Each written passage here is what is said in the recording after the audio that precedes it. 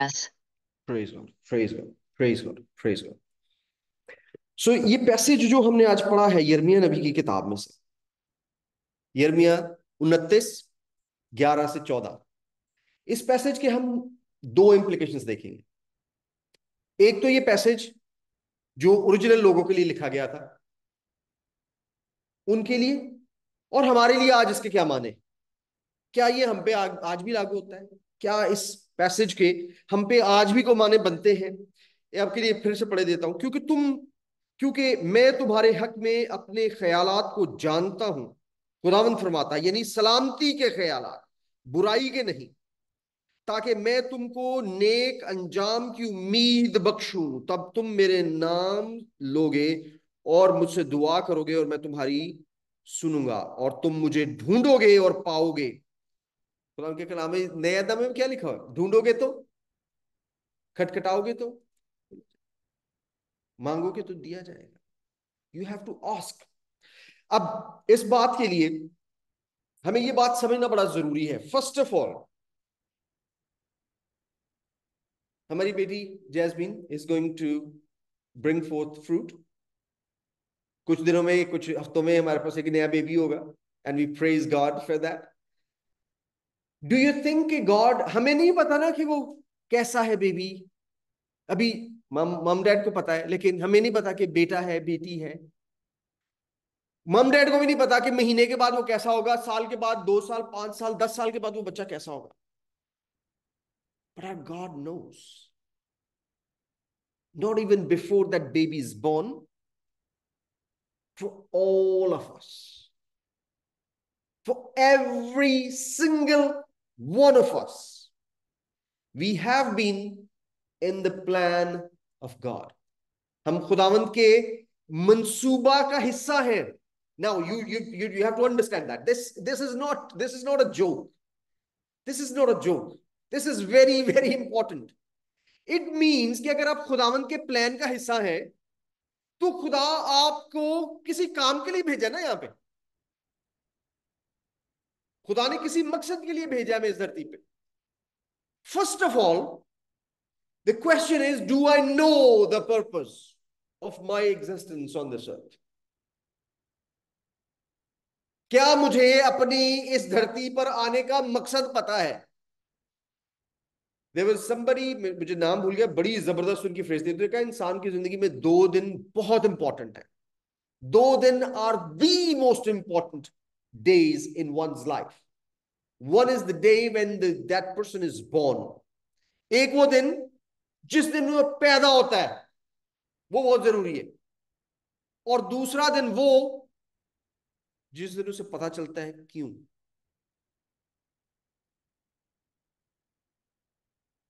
मरने का दिन नहीं, जिस दिन उसे ये पता चल जाता है कि मैं क्यों पैदा हुआ, why I was born, why I was born। कल हम घर पे शाम में बैठे हुए थे, तो दादो एक टेस्टिमनी शेयर करी थी। वो टीवी पे, यूट्यूब पे बहुत टेस्टिमनीज देखती रहती है। तो एक टेस्टिमनी शेयर कर रही थी एक हिंदू फैमिली की, एक पंडित फैमिली की, जिनके वालिद, ससुर उस लड़की का पंडित था। उनका एक ही बच्चा 5 साल के बाद, 4-5 साल के बाद एक ही बच्चा पैदा हुआ, और वो 8 साल का था, और वो बच्चा मर गया। और उसके मरने से पहले कुछ वाकयात यूं हुए कि उसकी एक बहन अमेरिका से आई हुई थी, जो कि अमेरिका में क्रिश्चियन बंदे से शादी करके क्रिश्चियन हो चुकी थी, हालांकि वो हिंदू थी। और वो क्रिश्चियन हो गई, और वो जब इंडिया आई, तो उसकी बहन अपने बच्चे को उसके पास छोड़ के गई, काम पे गई, बाहर गई। वो अपनी बहन का बच्चा लेके चर्च चली गई संडे को। अब वो बच्चा, हिंदू पंडितों के घराने का बच्चा, उसको उसकी खाला चर्च में ले गई। और चर्च में खुदा ने खादिम को यूज करके प्रोफेसी की कि ये बच्चा जो है ये सैमुअल की तरह है। I have called him, I have called him. मैंने इसको बुलाया है। जैसे सैमुअल को खुदा का क्या नाम क्या बताता है कि सैमुअल को खुदा ने आवाज दी, सैमुअल सैमुअल कहाँ है? And God used him. उसी बच्चे के लिए भी, उस बंदे को नहीं पता पादरी को भी नहीं पता कि ये तो पंडितों के घराने का बच्चा है, ये तो हिंदुओं का बच्चा है। और वो उसने उसकी प्रोफेसी की। अब वो बच्चा घर आ गया, उसकी बीवी, उसकी खाला ने अपनी बहन को बताया, उसने कहा कि मैं आज चर्च गई थी, तो पादरी ने मुझे बताया कि ये बच्चा जो है, he will be used as Samuel, ये बच्चा मेरे मकसद के लिए मैंने इसको पैदा किया। एंड व्हाट हैपेंड कि वो बच्चा बीमार होना शुरू हो गया। उसकी माँ ने, पहली तो बात है, उस बच्चे की माँ ने बड़ा गुस्सा किया कि तू क्यों इसको लेके गई चर्च। फिर वो बच्चा बीमार होना शुरू हो गया। बीमार होते होते होते होते वो इतना बीमार हो गया कि वो बच्चा मर गया। The child died.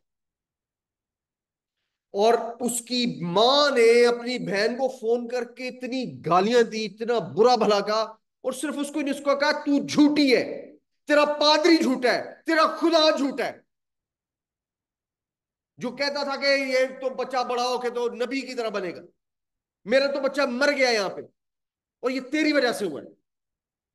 और उसकी खाला ने, जो उस वक्त अमेरिका में थी, उसने उसको कहा कि तू उस बच्चे को,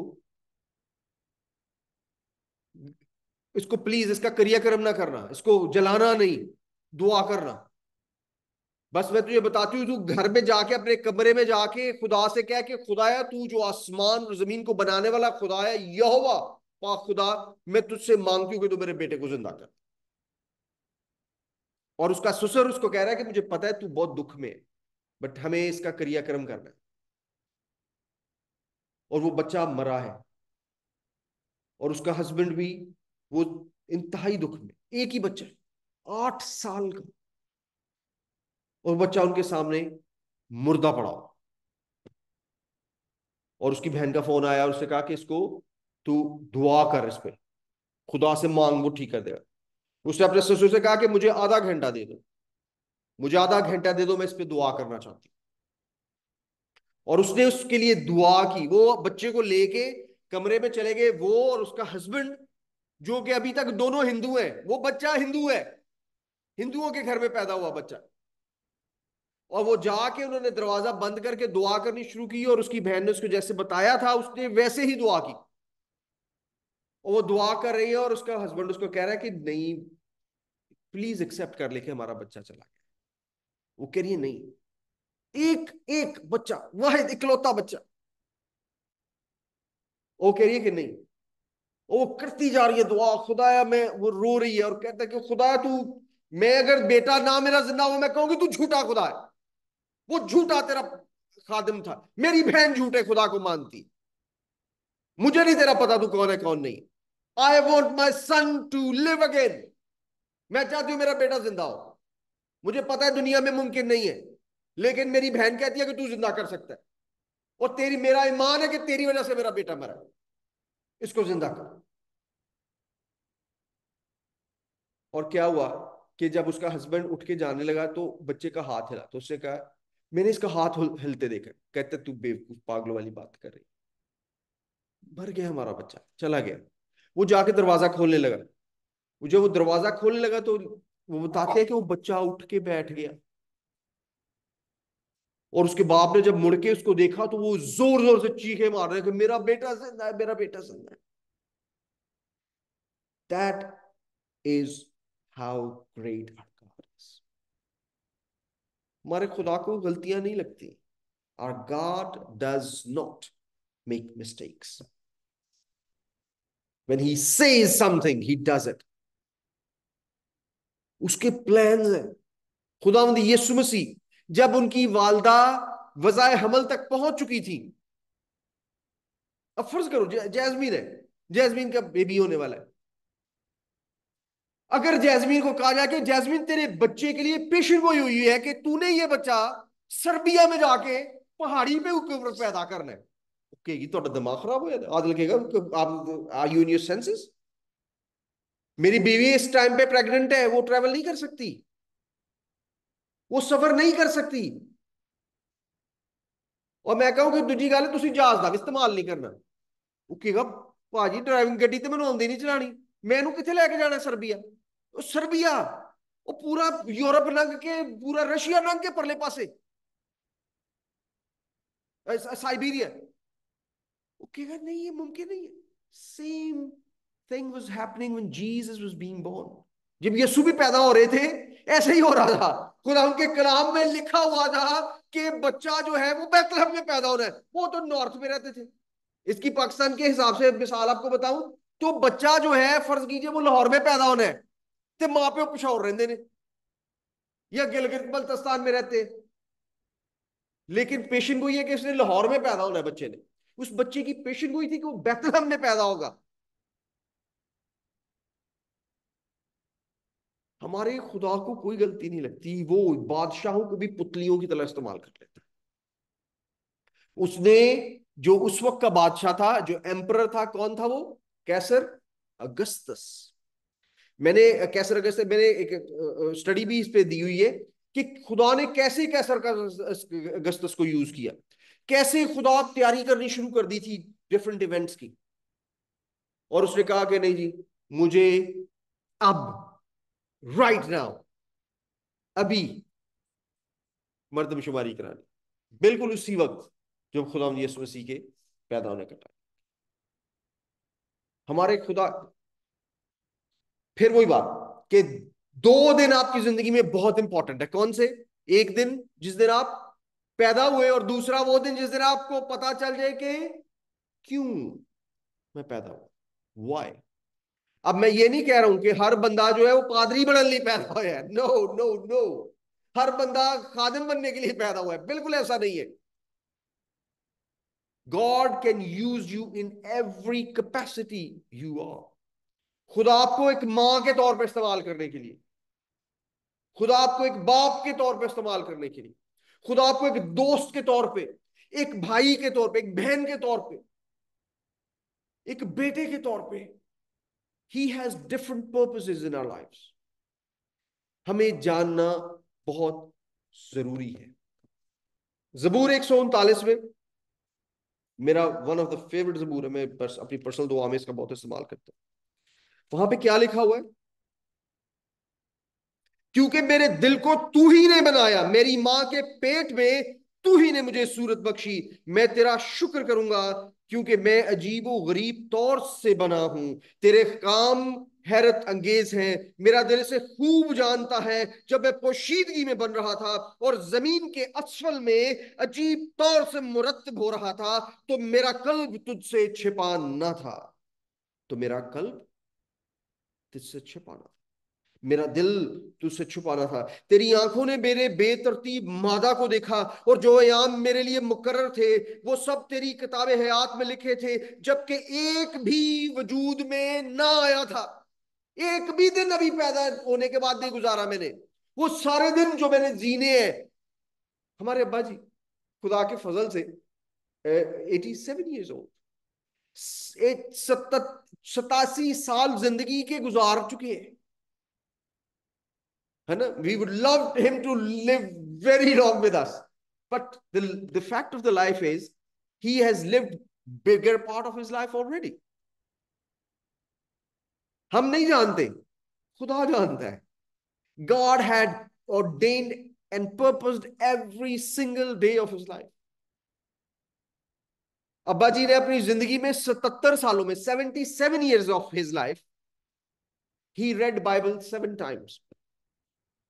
How many? 7 times. और इन 10 सालों में he has read Bible 31 times. 77 से 87 तक 31 दफा बाइबल पढ़ी है, 38 दफा बाइबल पढ़ चुके हैं अब्बा जी। हमारे लिए सबक है, पोते पोतरियों के लिए सबक है, चर्च के लिए inspiration. We all get inspired with that. God has purposes in our lives that he will fulfill even till the last day of your life. एलिया, एलाइजा की जिंदगी में, एलिया की जिंदगी में क्या पर्पस था? His purpose was to do those miracles and prepare a successor for him. और अपने बाद एक किसी को तैयार करना था, और वो आखिरी दिन तक अपने पर्पस को पूरा करता रहा। एलिशा को कहता है कि एलिशा आज तू रहने दे, मैं अकेला जाऊंगा। वो कहता है मैं तेरा साथ नहीं छोड़ूंगा, I will be with you. और उससे कहता है कि तू मांग, तुझे क्या चाहिए? कहता है मुझे तेरी रूह का, जो तेरे पास खुदा का रूह है, उसका दुगना हिस्सा चाहिए। और उसको उसको राज बता देता है, उसको राज बता देता है। कहता है कि अगर तू मुझे जाते हुए देख ले तो जो तू मांग रहा हो जाएगा। एंड एलिया अपनी जिंदगी के आखिरी दिन तक जो पर्पस उसकी जिंदगी में था वो पूरा करके गया, till the last day. Elisha, Alisha की जिंदगी का पर्पस देख लीजिए, मरने के बाद भी मौत से कर रहा है वो बंदा, मरने के बाद भी मौत से कर रहा है वो। आपको पता ना कि एलीशा को जब कब्र में दफन कर दिया गया तो किसी और को बाद में वहां पे दफन करने के लिए लाए। जब वो मुर्दा उसकी कब्र में रखा तो उसकी हड्डियां टच हो गई। एलीशा नबी की हड्डियों से, मुर्दा हड्डियों से एक मुर्दा जिंदा हो गया। God has purposed every single day of our lives. Every single day of our lives.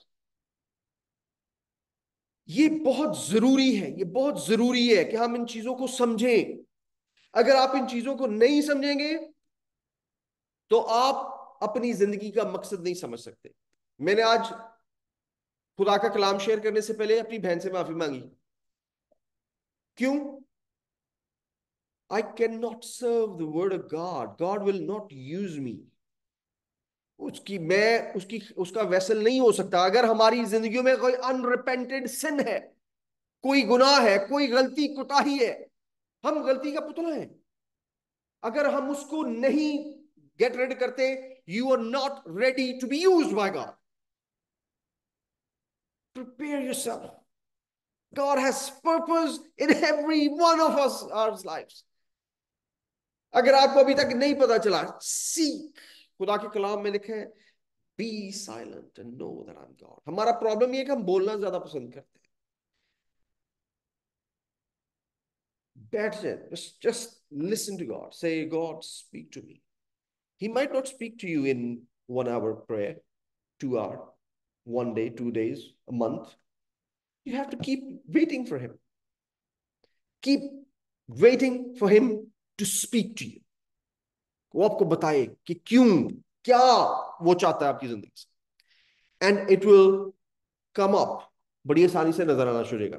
उसके बड़े छोटे छोटे से प्रिंसिपल्स हैं। Your gift, your gift is what God has ordained for you to do. And what is your gift? ये कैसे पता चलता है गिफ्ट क्या है?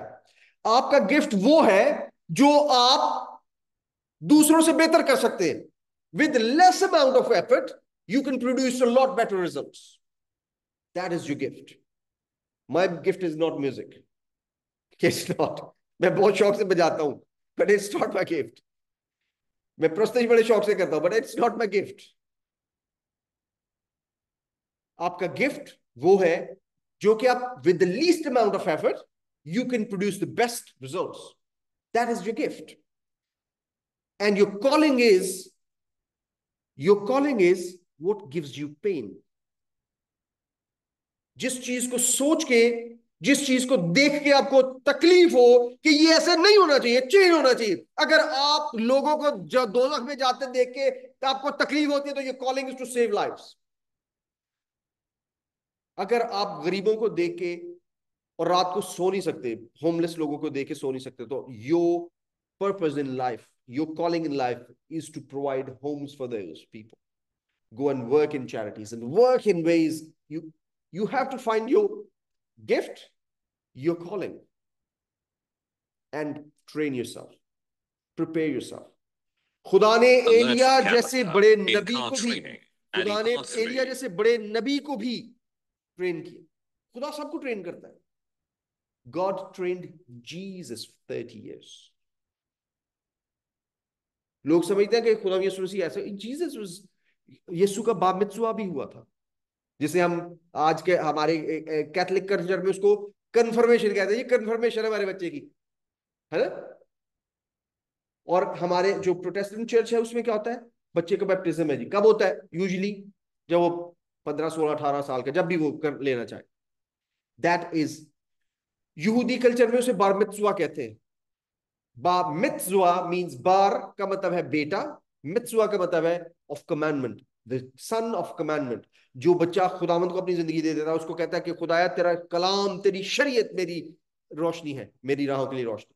उसे बार मित्जुआ कहते हैं कि मेरे बेटे का बार मित्जुआ है, मेरे बच्चे का बार मित्जुआ है।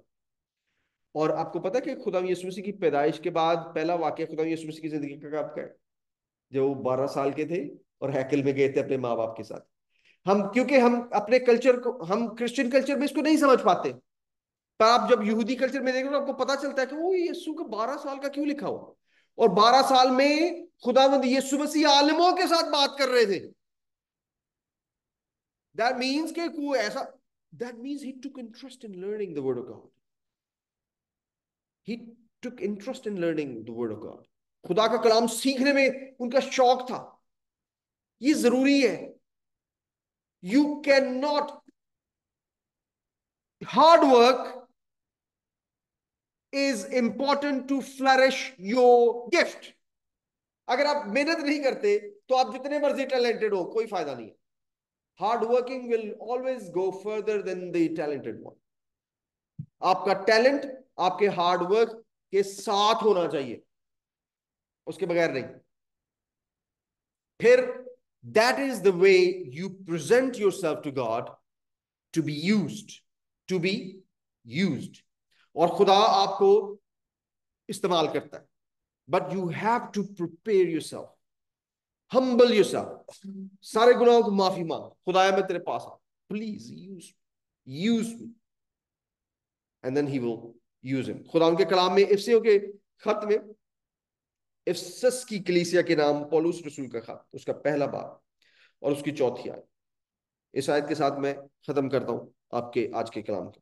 लिखा है, चुनाचे उसने हमको बनाए आलम के पेशतर उस में चुन लिया, ताकि हम उसके नजदीक मोहब्बत में पाक और बेऐब। दो चीजें, तीन चीजें यहां पे समझ लो। मोहब्बत रखें, बेऐब हो। और हमें बता कब रहा है कि खुदा ने में कब से चुना है? बनाए आलम के पेशतर से, even before the foundation of the earth. क्या आप एग्जिस्ट करते थे 2000 साल पहले? No, I didn't, but I existed in the plan of God. खुदा ने बनाए आलम के पेशतर से मुझे चुन के रखा हुआ है। आज का ये दिन कि मैं आपके साथ कलाम शेयर करूं, this is not an incident, this is not by coincidence, this was ordained खुदा की तरफ से। You are not here by accident, you are listening to this word of God. और जितने ऑनलाइन भी सुनेंगे दोस्त, this is not an accident. मुझे मुझे बचपन से ये 10 11 12 साल की उम्र से मुझे ये लगता है कि कुछ बातें मेरी जिंदगी में ना एकदम साथ साथ साथ साथ आती है। मसलन कल नारियल बहुत आया है कल परसों से नारियल आ रहा है, नारियल खरीद के लाए, नारियल पिया, पानी पिया। फिर कल रात को सारू ने नारियल वाला ऑयल भी मेरे सर पे लगा दिया। आज मैंने सुबह और नारियल के ऑयल से मुंह भी थोड़ा सा जरा मालिश किया मैंने। Things happen at the same time. एक चीज एक ही वक्त में आती है। So if you are listening to this word, this is not by coincidence. I am telling you, I am telling you. मैं अपनी जिंदगी में 12 साल की उम्र से ये नोट कर रहा हूं। एक चीज होगी और उसी तरह की बहुत सारी चीजें होती जाएंगी, वो चीज मुझे जगह जगह जगह जगह जगह नजर आएगी। So you are listening to this word today, it's not by accident, it's not by accident, it's God's plan. और हमारा खुदा कभी गलती नहीं करता in choosing the right people and giving them the objective that he has given us. In Jesus' name, amen. Thank you so much. God bless you.